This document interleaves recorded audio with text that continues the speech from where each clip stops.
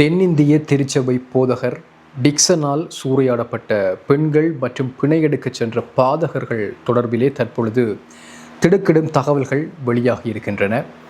எப்படி இந்த மதம் என்கின்ற ஒரு போர்வைக்குள், அதுவும் மத போதகர்கள் என்கின்ற போர்வைக்குள் இருந்து கொண்டு இந்த எந்த விதமான ஒரு ஆன்மீக தகுதியும் இல்லாதவர்கள் அல்லது அந்த துறவரம் சந்நியாசம் இது குறித்தான விழிப்புணர்வோ அல்லது அதற்கான அடிப்படைகளோ எதுவும் இல்லாதவர்கள் தங்களுடைய கீழ்த்தரமான வேலைகளை செய்வதற்கான ஒரு பசுத்தோலாக, இது பசுத்தோல் போர்த்திய புலிகளாக அவர்கள் எப்படி செயற்படுகிறார்கள் என்பதற்கு இந்த சம்பவம் ஒரு பாரிய எடுத்துக்காட்டாக அமைந்திருக்கின்றது. அவர்களுடைய அந்த கேவலமான நடத்தைகளை அப்பட்டமாக வெளிச்சத்திற்கு கொண்டு வந்திருக்கின்றது இந்த போதகர் டிக்சனினுடைய இந்த பதற வைக்கின்ற இந்த சம்பவம். வணக்கம், நான் உமாசங்கர் ஆரூரன். என்னுடைய வலையொலி பக்கத்தை சப்ஸ்கிரைப் செய்யாது பார்த்து கொண்டிருப்பவர்கள் சப்ஸ்கிரைப் செய்து கொள்ளுங்கள். கடந்த மாதம் இந்த மல்லாவி சிறுவர் அபிவிருத்தி திட்டத்தில் இடம்பெறுகின்ற தொடர்ச்சியான முறைகேடுகள் தொடர்பாகவும் அதிலே பணிபுரிகின்ற பணியாளர்கள் எதிர்கொள்ளுகின்ற பாலியல் சீண்டல்கள் தொடர்பாகவும் முறைப்படி ஒரு சுயாதீன திருச்சபையை சார்ந்த ஒரு போதகர் தென்னிந்திய திருச்சபை பேராயர் வேலுப்பிள்ளை பக்த தயாளனுக்கு எழுத்து மூலமாக கடிதம் ஒன்றை அனுப்பியிருந்தார். அந்த கடிதம் கிடைக்க பெற்றதும் பேராயர் என்ன செய்திருக்கிறார் என்றால், இந்த போதகர் டிக்சனை அழைத்து அந்த குற்றச்சாட்டு தொடர்பாக, அந்த குற்றச்சாட்டு கடிதம் தொடர்பாக ஆலோசனைகளை செய்திருக்கின்றார். இதற்கு பிறகு மல்லாவி சிறுவர் அபிவிருத்தி நிலையத்திற்கு சென்ற டிக்சன் பணியாளர்கள் அனைவரையும் மிரட்டியிருக்கின்றார். மிரட்டி சுயாதீன திருச்சபையை சார்ந்த பணியாளர்கள் அனைவரையும் பணியிலிருந்து விலக்கப் போகிறேன், உண்மையை சொல்லுங்கள், யாருடைய பாஸ்டர் எனக்கு எதிராக இந்த குற்றச்சாட்டு கடிதத்தை அனுப்பியது யார்? இப்படி பல கேள்விகளை கேட்டு தொடர்ச்சியாக அவர்களை மிரட்டியிருக்கின்றார். இந்த நிலையில் வேறு வழியில்லாமல் அந்த பாஸ்டரை, அதாவது இந்த குற்றச்சாட்டு குறித்த அந்த கடிதத்தை அனுப்பிய அந்த போதகரை அடையாளம் காட்டி கொடுத்திருக்கின்றார்கள். இது உண்மையில் ஒரு துரதிர்ஷ்டவசமானது. ஏனென்றால் இழைக்கப்படுகின்ற அநீதிகளுக்கு எதிராக குரல் கொடுப்பவர்கள் காட்டி கொடுக்கப்படுவது. அதற்கு பிறகு குறித்த பாஸ்டரோடு தொலைபேசியில் உரையாடிய டிக்சன் மன்னிப்பு கடிதம் தந்தால்தான் உங்களுடைய திருச்சபை பிள்ளைகள் இங்கு பணி செய்ய முடியும் எனவும், இல்லையென்றால் அவர்கள் எங்கும் வேலை செய்யாதவாறு ஒழுக்காற்று நடவடிக்கை எடுப்பேன் எனவும் மிரட்டல் கொடுத்திருக்கின்றார். தான் இருக்கின்ற அந்த பதவி நிலை, தன்னிடம் இருக்கின்ற அதிகாரம், பணபலம், இவை எல்லாவற்றையும் பயன்படுத்தி எப்படி அந்த அச்சுறுத்தலை விடுக்கின்றார்கள் பாருங்கள். குற்றம் செய்பவர்களுக்கு எதிராக நடவடிக்கை எடுப்பதென்றால் அது பணம் படைத்தவர்களுக்கு வேறு விதமாகவும் ஏழைகளுக்கு வேறு விதமாகவும் இருக்கும் என்பதற்கு இது ஒரு எடுத்துக்காட்டு. வேறு வழியில்லாமல் குறித்த அந்த பாஸ்டர் மல்லாவியில் இருக்கின்ற ஆலயத்துக்கு சென்று அனைத்து பணியாளர்கள் முன்னிலையிலும் மன்னிப்பு கடிதம் எழுதி கொடுத்துவிட்டு சென்றிருக்கின்றார்.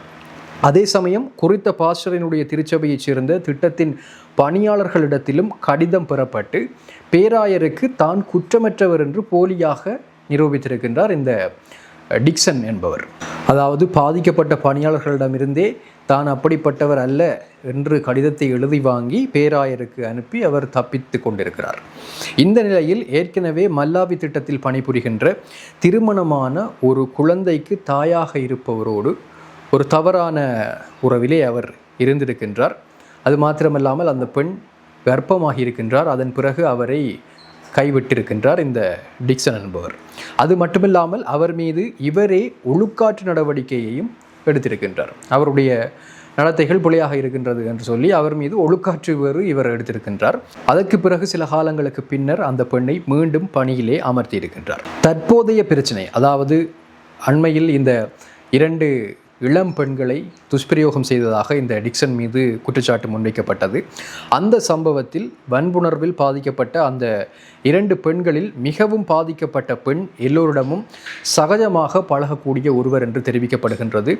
அந்த பெண்ணிடம் இந்த டிக்சன் பல தடவைகள் சேட்டை விட முற்பட்ட போதெல்லாம் அந்த பெண் எதிர்ப்பை வெளிப்படுத்தி இருக்கின்றார்.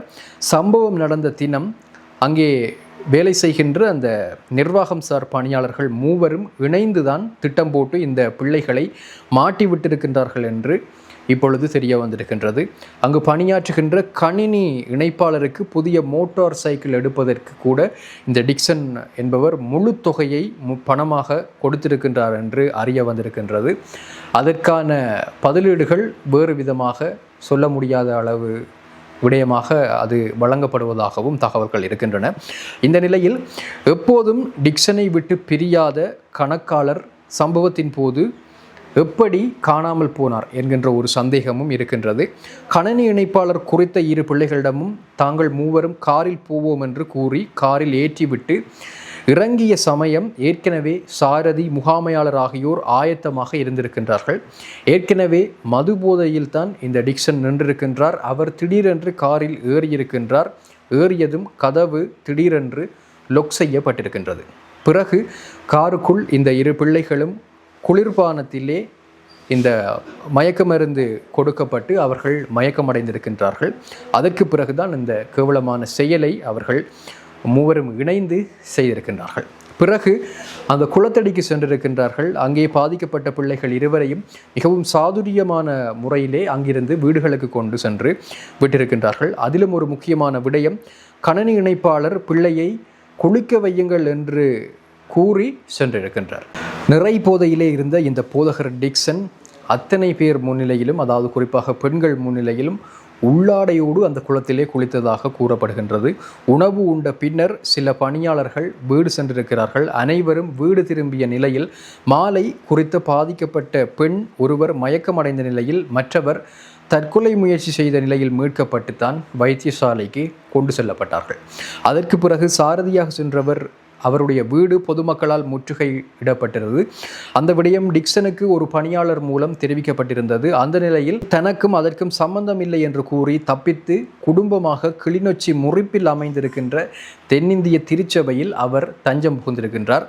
பாதிக்கப்பட்ட பிள்ளைகள் கிளிநொச்சி வைத்தியசாலையில் அனுமதிக்கப்பட்ட செய்தி அறிந்து தென்னிந்திய திருச்சபையினுடைய போதகர்களான தாவீது, டேனியல், மோகன் ஆகியோர் பேரம் பேசுவதற்காக சென்றதாக கூறப்படுகிறது. அதன்போது அங்கு நின்ற மக்களால் அவர்கள் விரட்டி அடிக்கப்பட்டிருக்கிறார்கள். இத்தனைக்கும் பின்னர் முறிப்பு திருச்சபையின் ஞாயிறு காலை வழிபாட்டினை டிக்சன், தாவீது இருவரும் இணைந்து நடத்தியுள்ளார்கள். பாருங்கள், இப்படிப்பட்ட செயலொன்றை செய்துவிட்டு அவர்கள் அந்த திருச்சபையினுடைய வழிபாட்டினை கூட நிறைவேற்றி இருக்கின்றார்கள். வழிபாடு முடிந்ததும் டிக்சன் உடனடியாக ஆலய வளாகத்தை விட்டு வெளியேறி இருக்கின்றார். இந்த நிலையில் அவரது ஏனைய நண்பர்களான லிங்கேஸ்வரன், சதீஷ், டேனியல், மோகன் ஆகிய மத போதகர்கள் முறிப்பு தென்னிந்திய திருச்சபைக்கு சென்று தாவீது குடும்பத்தோடு இணைந்து தப்பிக்க வைக்கும் நோக்கத்துடன் மந்திர ஆலோசனைகளை முடுக்கிவிட்டிருக்கிறார்கள். ஆனாலும் முயற்சி தோல்வியடைய இரவு வேளை மல்லாவி போலீஸ் நிலையத்தில் டிக்சனை கொண்டு போய் ஒப்படைத்திருக்கிறார்கள். டிக்சனை அந்த குற்றச்சாட்டில் இருந்து எப்படியாவது மீட்குமாறு மற்றும் ஒரு போதகரை மட்டக்களப்பில் இருந்து வரவழைத்திருக்கிறார்கள் என்றால் பாருங்கள். பேராயர் பத்மதயாளன் பணம் கொடுத்து அவரை பிணை எடுக்குமாறு அந்த மட்டக்களப்பில் இருந்து வந்த போதகரை அனுப்பி வைத்ததாகவும் கூறப்படுகிறது. இப்படி இருக்க நீதிமன்றத்தில் முற்படுத்தப்பட்டிருக்கின்ற டிக்சன் மற்றும் ஏனைய 2 குற்றவாளிகளையும் 22ஆம் திகதி வரை நீதிமன்ற காவலில் வைக்க மன்று உத்தரவிட்டிருக்கின்றது. போதனைக்கு எந்த விதத்திலும் தகுதியற்ற இந்த நபர்களும் பேராயரும் ஒன்றாக இருக்கின்ற பல புகைப்படங்கள் தற்பொழுது வெளியாகி இருக்கின்றன. இவர்கள் போதகம் தவிர்த்து பல்வேறு விதமான செயற்பாடுகளில் இணைந்திருப்பதாக தெரிய வருகின்றது. ஆகவே இது தனியே கிறிஸ்தவத்தை சார்ந்த ஒரு பிரச்சனையாக இதனை நாம் பார்க்கக்கூடாது. எல்லா மதத்திலுமே இப்படியான பசுத்தூள் போர்த்திய புலிகள் இருக்கத்தான் செய்வார்கள். அவர்களை தெளிவாக அடையாளம் காண வேண்டியது மக்களாகிய அந்தந்த மதங்களை பின்பற்றுபவர்களாகிய அந்த மக்களினுடைய பொறுப்பாக இருக்கின்றது. அவர்கள் தெளிவாக இருக்க வேண்டும். நீங்கள் தெளிவாக இருக்க வேண்டும். யாரிடம் நாங்கள் செல்கின்றோம், எங்களுடைய ஆன்மீக பாதையை நெறிப்படுத்திக் கொள்வதற்காக அவர்கள் எப்படிப்பட்டவர்கள், அவர்களிடம் எங்களுடைய குழந்தைகளை அனுப்பலாமா, எங்களுடைய பிள்ளைகளை அனுப்பலாமா என்பது தொடர்பாக நீங்கள் தெளிவாக இருக்க வேண்டும். ஒழுக்கத்தை கற்பதற்காக நாம் அனுப்புகின்றோம். அவ்வாறு அனுப்பப்படுகின்ற அந்த பிள்ளைகள் அதனை சொல்லிக் கொடுப்பவர்களாலேயே சீரழிக்கப்படுவது என்பது இந்த நூற்றாண்டினுடைய மிகப்பெரிய ஒரு கேவலம், துரதிர்ஷ்டம். இது தொடர்பான உங்களுடைய கருத்துக்களை பதிவு செய்யுங்கள். மற்றும் ஒரு காணொளியில் சந்திக்கலாம்.